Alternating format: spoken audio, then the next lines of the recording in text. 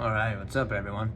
Gonna be talking about some movement concepts today and injury resilience, and just trying to address why 80 to 90% of people cannot stay in the gym, are headed to surgery, being overweight, just not being healthy and encompassing a full body of health. And where the industry gets it wrong, what that means for you, etc. So I've been training for about 6 years, clients on weight loss and mobility, and I've been training myself since I was like 13, so like 15, 16 years or so. And through that time, I took the typical athlete route, which wanted to gain as much muscle as possible to be athletic as I could. And then I sustained a lot of sports and lifting injuries along that way, and continuing with that modality of training only made everything infinitely worse for me once I got out of college, out of sports, and got into the job field where you are largely sedentary depending on your job. So what can we do about that? What does the industry get wrong, and how can you actually fix that for yourself so you are not on a fast path to surgery? Because typically about 80 to 85% of surgeries have to be redone within 15 years or so. So you're not committing to a surgery, you're committing to lifelong surgery. Same thing with pills. A lot of times when you get into the pharmaceutical route, you are going to be there for a long time. You're going to start taking one pill and then you're going to end up taking 5 down the road. So we don't want that. So what can we do about it? So the first thing is to recognize the inadequacies of mainstream fitness. And fitness is not even a word I really like because it is very compartmentalized.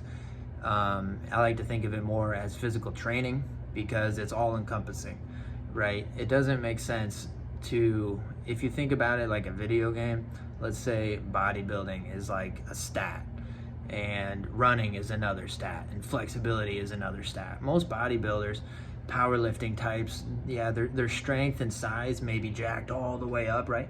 But then their cardio, their performance in anywhere but the weight room is completely down.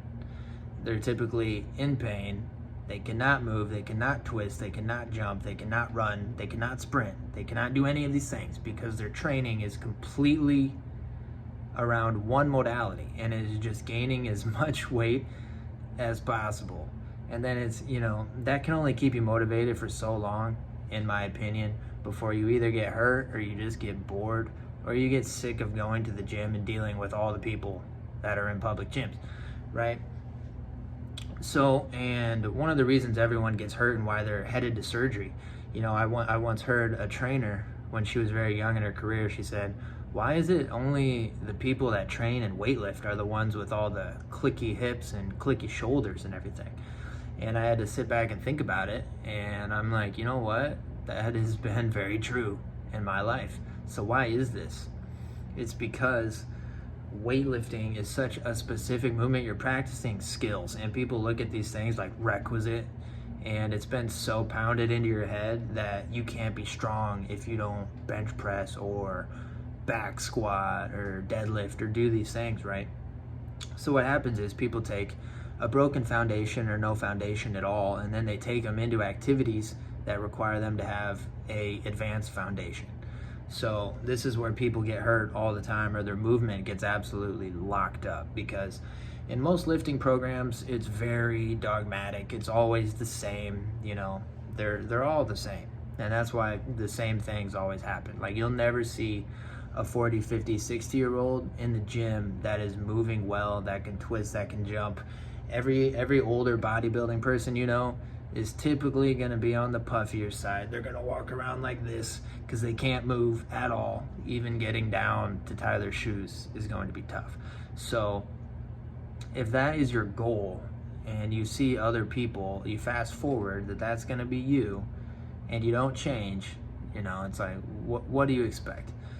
And if you work a 40-hour job in a chair thinking you're going to take on the sitting posture, right?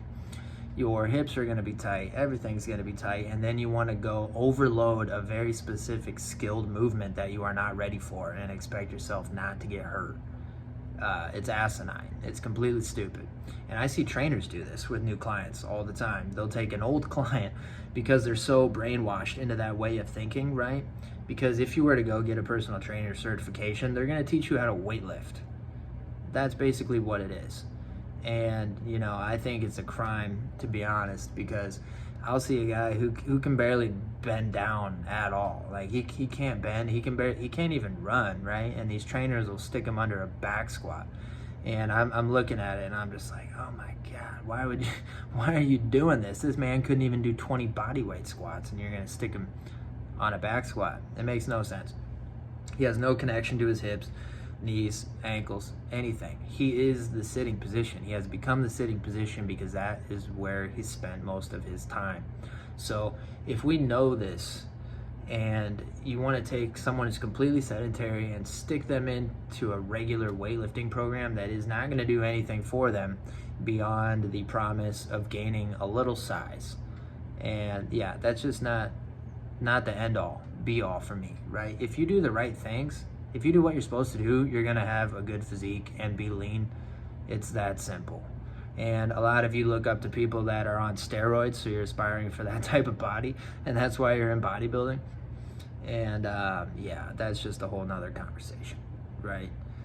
So you need to aspire for things that are actually attainable for you. So if you're like me, of course I want to look good. I just realized that wasn't the end all be all. I wanted to move well. I wanted to be able to go out and run 10 miles if I wanted to. I wanted to know that my body could hold up to that, because in the past when I was, you know, just completely focused on weightlifting and I looked big and I was strong in a very specific type of strength, by the way, because to me, if you're good at the bench press but you can't do a handstand, or you can't do a handstand push-up or any of these other moves, it's like, are you really that strong? You know, I would rather be the person that can do every body weight movement, be injury resilient, my cardio is crazy, and then I can do whatever I want. If I want to go weightlift, I can, because I have full range of motion. I don't have to worry about being hurt. But if someone that has been in that weightlifting mindset forever, they want to go do martial arts, they want to go do basketball, they want to go do these other things, they're going to have infinite problems because their body's not ready for that. You are only what you train for. So if I wanted to do basketball, let's say, and I've been weightlifting heavy, I'm going to have a ton of issues. There's going to be huge disconnects in my body, because what basketball and running and martial arts and all these things do is expose your weak links. And when you're only working in isolation, it is typically very tough to figure out where your weak links are. And if you go out and run and you realize, like, oh, I have Achilles tightness, my knees are hurting, my hips feel super tight, I can't even feel my core working, right? You have a lot of issues. And most people will blame the running for this. And it's not true. It's just where you are currently at due to what you have done.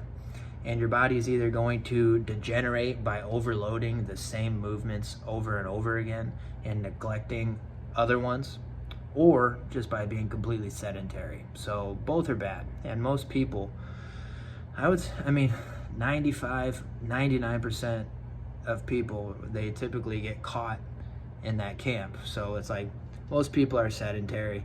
Then you get into the people that actually lift. Of that people that actually lift, most of them fall into that bodybuilding, powerlifting category of movement, which is not maintainable long term, right? So you have to get through all of those fitness trap doors, so to speak, to actually get to the truth. And I wanted to have a good physique, be pain-free, and have unlimited cardio, right? I wanted the best of everything. And I didn't see why I only had to pick one. And I wanted to stay injury resilient while I do so. So to kind of illustrate this a little better, you know, I always see these powerlifting and bodybuilding people that are super huge in the fitness space, and you know, they talk like it's complete gospel, and I hear it and I just want to cringe, right?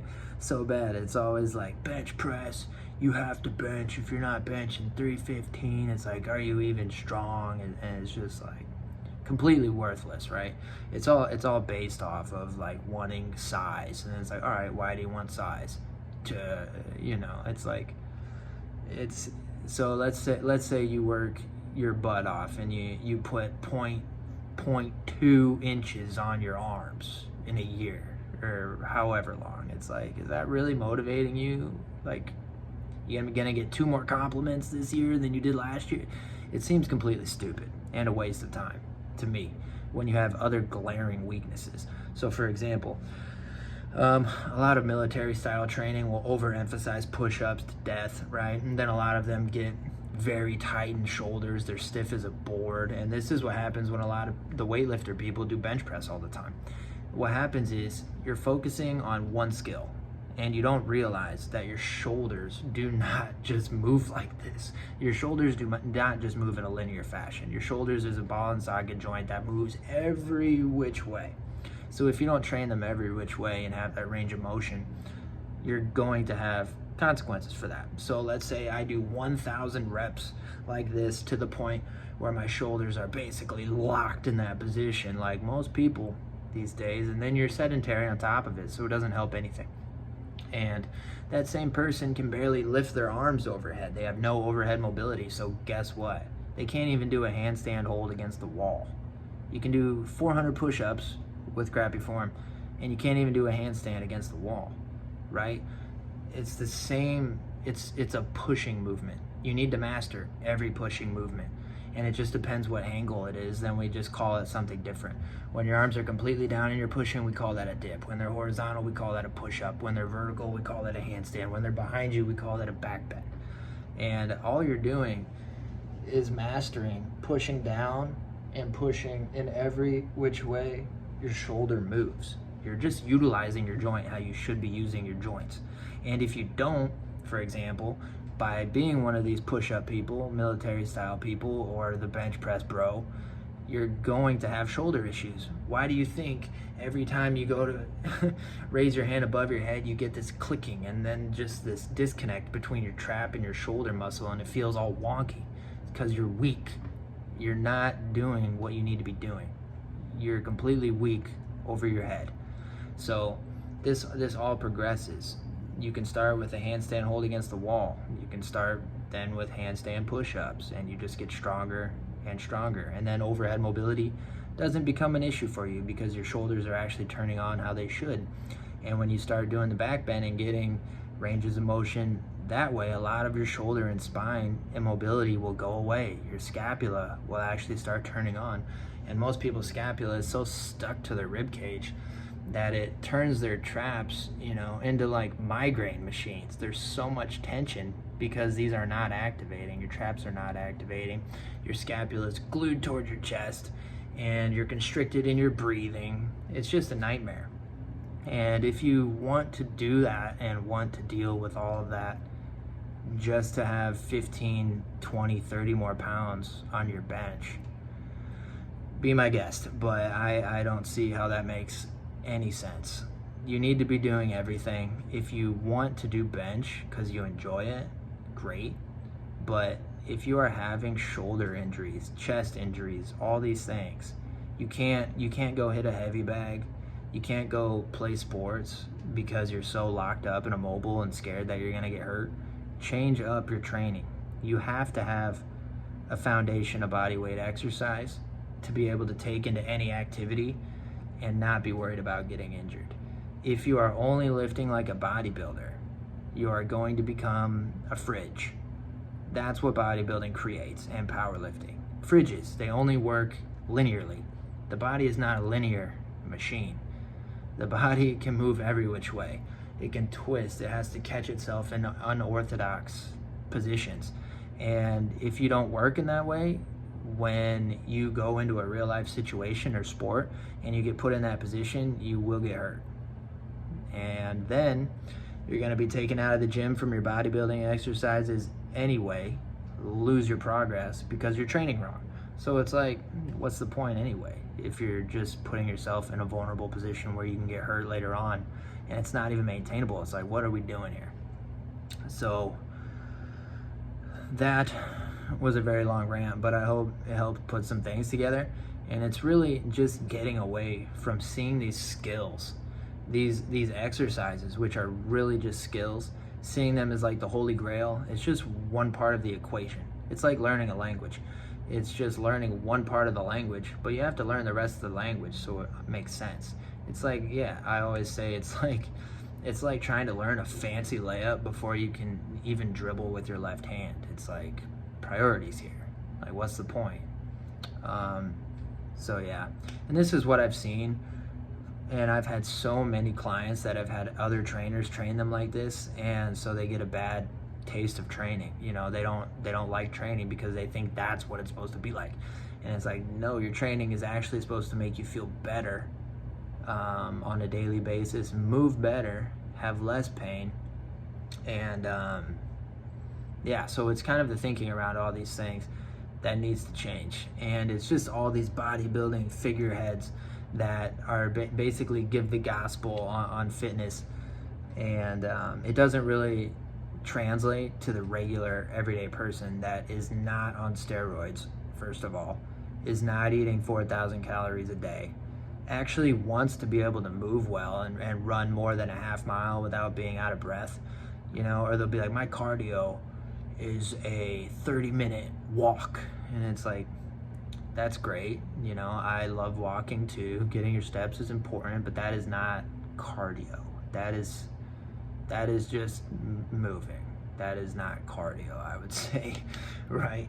Walking doesn't really fall under that category, in my opinion. I wanted to be able to do way more than that. So if you're in the same boat as me and you want to learn more about this and how I train people and get them back on the straight and narrow, even after having the laundry list of injuries that I had, feel free to comment, feel free to hit me up. I'll be talking about this a lot more, and my journey as well as what I've seen in the fitness industry and what I deem is wrong with it, and leading people to more surgeries, not looking how they want, and ultimately not being strong in every way in which you can be strong. So hope everyone's doing well, and I hope that helped you.